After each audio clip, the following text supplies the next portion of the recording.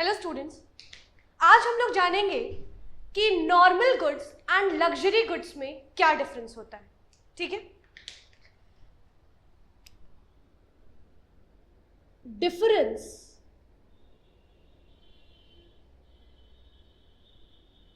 Between normal goods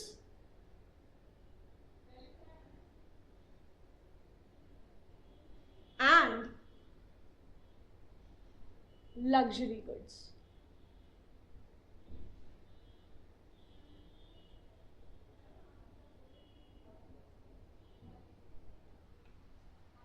इस difference को जानने से पहले आइए जानते हैं कि इसके डिफरेंस को जानने की जरूरत क्यों पड़ी। ठीक है, क्या जरूरत है हमें ये जानने की कि normal goods and luxury goods के बीच में क्या डिफरेंस है। सबसे पहले और फॉरमोस्ट रीजन ये कि ये बहुत कंफ्यूजिंग है। अगर आप कहीं पर भी बुक उठा के देख लीजिए, किसी भी इसमें रीड करिए आप आर्टिकल में, तो आप पाएंगे कि नॉर्मल गुड्स का मतलब भी यही होता है कि वो गुड्स जिनकी डिमांड इनकम के बढ़ने से बढ़ जाती है।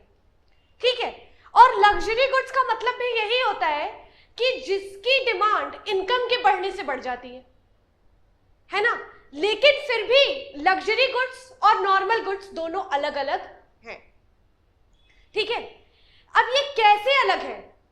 ठीक है, हम नॉर्मल गुड्स को लग्जरी गुड्स को नॉर्मल गुड्स नहीं कह सकते और ना ही तो नॉर्मल गुड्स को हम लोग लग्जरी गुड्स कह सकते हैं। ठीक है, तो आइए जानते हैं कि नॉर्मल गुड्स और लग्जरी गुड्स में क्या डिफरेंस होता है। नॉर्मल गुड्स,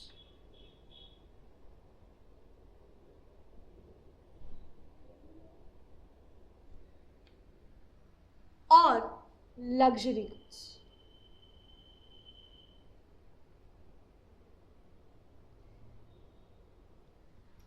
स्टूडेंट्स, आपने एक वर्ड सुना होगा डिजायर, या हिंदी में कहते हैं महत्वाकांक्षा। ठीक है, और एक वर्ड आपने सुना होगा नेसेसिटी, रिक्वायरमेंट। ठीक है, दोनों का मतलब अगर एक तरह से घुमा के देखें तो लगभग सेम आता है, लेकिन फिर भी एक बहुत ही पतला सा डिफरेंस है इसके बीच में, है ना। वो क्या डिफरेंस है कि रिक्वायरमेंट, नेसेसिटी का मतलब जब हम ये वर्ड लेते हैं नेसेसिटी, रिक्वायरमेंट, जब इस वर्ड को हम बोलते हैं तो जो फर्स्ट इंप्रेशन हमारे दिमाग में आता है वो ये आता है दैट इमीडिएट नीड है इसकी। ठीक है, इसके बिना कुछ लॉस हो सकता है। अगर हमें ये पर्टिकुलर चीज अभी इसी टाइम पर नहीं मिली तो कोई लॉस हो सकता है। जब ये वर्ड हम सोचते हैं रिक्वायरमेंट और नेसेसिटी, जब ये वर्ड हम सुनते हैं, ठीक है, as soon as these two words hits your eardrum, the first impression that your minds make is that something is there which you need urgently or immediately। ठीक है, आते हैं दूसरी तरफ, वर्ड है डिजायर, महत्वाकांक्षा। ठीक है, एस्टीम, है ना। ये वर्ड जब आता है या हम लोग जैसे ही सुनते हैं तो क्या इंप्रेशन दिमाग बनाता है? ये इंप्रेशन बन जाता है कि ये चीज जो है वो something is above than the average. ठीक है, ये इंप्रेशन आता है कि इस चीज को पाने के लिए हमें ज्यादा मेहनत करनी पड़ेगी या इस चीज को पाने के लिए ज्यादा सोर्सेस की जरूरत पड़ेगी। आ रही बात समझ में? पक्की बात है। अब जो मैंने आप लोगों को ये दोनों वर्ड के बीच में डिफरेंस बताया, वही डिफरेंस इन दोनों गुड्स से को रिप्रेजेंट करता है। ठीक है, आपका जो नॉर्मल गुड्स है ये वो गुड्स है जो आपके रिक्वायरमेंट, जो आपकी नेसेसिटी को फुलफिल करते हैं। ठीक है, और लग्जरी गुड्स वो गुड्स होते हैं जो आपकी डिजायर को सेटिस्फाई करते हैं, जो आपकी एस्टीम को सेटिस्फाई करते हैं। ठीक है, no doubt luxury goods inferior goods से ऊपर होते हैं। ठीक है, इंफीरियर गुड्स वो होते हैं जो हम बहुत बुरी कंडीशंस में कंज्यूम करते हैं। ठीक है, और हमारी इनकम अगर थोड़ी सी भी इंक्रीज होती है तो हम उसको फौरन बदल देना चाहते हैं। थोड़ी सी भी इनकम इंक्रीज हुई तो हम तुरंत लग्जरी गुड्स पे नहीं जाते हैं। लग्जरी गुड्स को एक्वायर करने के लिए हमें एक लार्ज अमाउंट चाहिए, अबव द एवरेज चाहिए। नॉर्मल गुड्स के लिए हमें एवरेज इनकम चाहिए, एवरेज रिसोर्सेज चाहिए। ठीक है, तो यहां मैंने आप लोगों को दो डिफरेंसेस बताए। पहला डिफरेंस क्या बताया कि ये this is something which satisfies our requirement, जो हमारी रिक्वायरमेंट को पूरी करता है।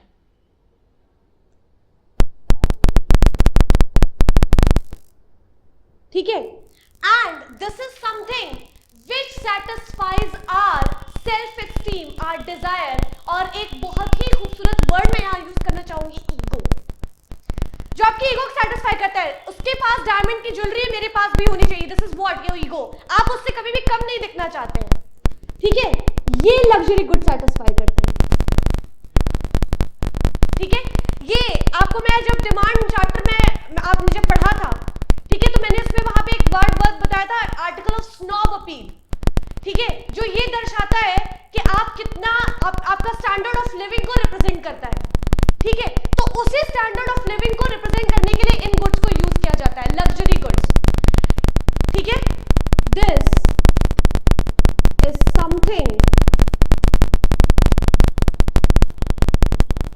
दैट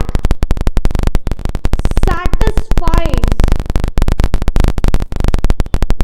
our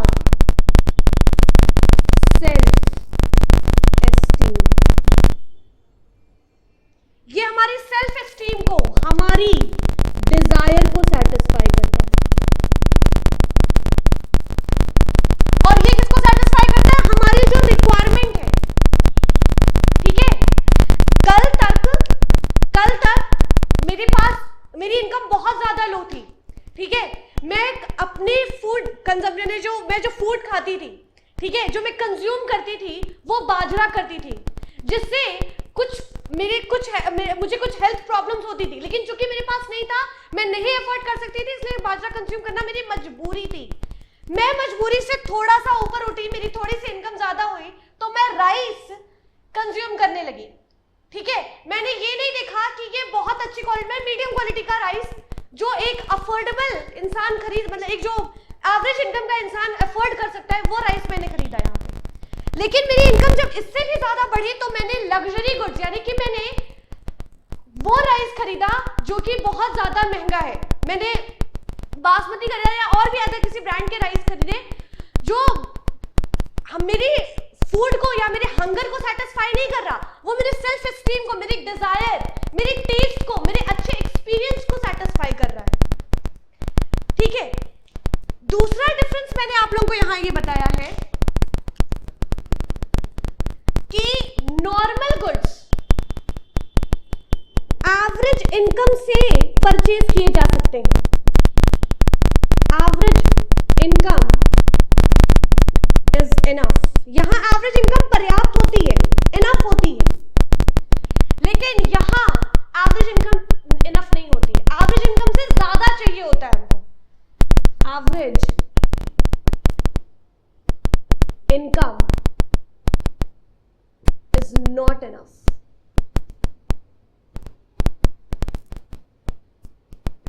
मैंने यहां वर्ड लगाया है नॉट, इस पे ध्यान दीजिएगा, नॉट इनफ। ठीक है, इतनी बात समझ में आई? ये हम अपनी जरूरत को पूरा करने के लिए कंज्यूम करते हैं। ठीक है, यहां मैंने वर्ड लिखा है ना, रिक्वायरमेंट, अपनी रिक्वायरमेंट को फुलफिल करने के लिए। यहां मोटिव क्या होता है? Fulfil the requirement. और यहां मोटिव क्या होता है? Good experience, rather best experience. ठीक है, मोटिव यहां क्या होता है? मोटिव क्या होता है? Fulfilling the requirement.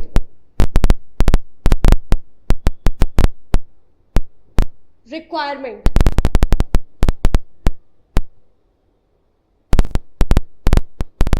और और यहां मोटिव क्या होता है?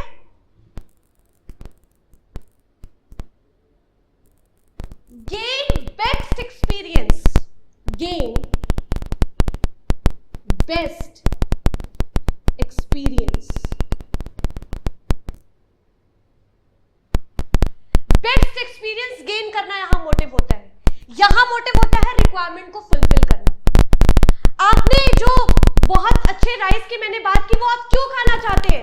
ताकि आपको बहुत अच्छा स्वाद आए, ठीक है, for your taste. Here you are consuming rice for your taste and here you are consuming rice for your hunger, ठीक है, दोनों में डिफरेंस है। आ रही बात समझ में? एक और एग्जांपल देती हूं मैं, आपको सब कुछ क्लियर हो जाएगा, पूरा कंसेप्ट क्लियर हो जाएगा। आप एक स्टूडेंट हैं, ठीक है, आप यहां से आउट ऑफ द स्टेट जाते हैं कहीं भी एग्जाम देने, ठीक है, आपका वहां पे रहने वाला, आपकी जान पहचान का वहां कोई भी नहीं है जहां पे जिसके घर आप जाके रुक सके। आप एक होटल में एक रूम हायर करते हैं। आप खुद सोच के बताइए कि आप कितने का रूम हायर करेंगे? मोस्ट प्रोबेबली 400-500 रुपीज, ठीक है। I don't means I can not think कि आप 10,000 रुपीज पर नाइट का रूम हायर करेंगे, ऐसा तो नहीं करेंगे ना, ठीक है। आप वहां एग्जाम देने जा रहे हो, ठीक है, तो जब आप 400 to 500 का रूम अगर आप हायर करते हैं तो यहां क्या मतलब हुआ कि यहां आप अपनी नेसेसिटी को, अपनी रिक्वायरमेंट को फुलफिल कर रहे हैं, ठीक है। लेकिन वही जो आपकी जॉब लग जाती है और आपकी सैलरी 6 डिजिट की है, आप अपनी फैमिली के साथ वेकेशन पे जाते हैं, तो आप तब आपके कितने रुपीस का रूम हायर करेंगे? 10,000 पर नाइट का रूम भी आप हायर कर सकते हैं, है ना। तो क्यों वहां 10,000 का, क्यों यहां 500 का? क्योंकि यहां पर मुझे अभी अपनी जरूरत को पूरा करना है। मुझे किसी तरह एक रात मिल जाए रहने के लिए ताकि मैं सुबह जाके एग्जाम दे सकूं। वहां पर मुझे अच्छा एक्सपीरियंस चाहिए, बेस्ट एक्सपीरियंस चाहिए।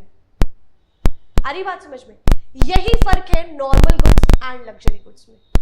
आप वैसे देखेंगे इन दोनों के बीच में सिमिलैरिटी है कि इसकी भी डिमांड इनकम के बढ़ने के साथ बढ़ती है और इसकी भी डिमांड इनकम के बढ़ने के साथ बढ़ती है। ये इन दोनों के बीच की सिमिलैरिटी है, लेकिन डिफरेंस क्या है इनके दोनों के बीच का?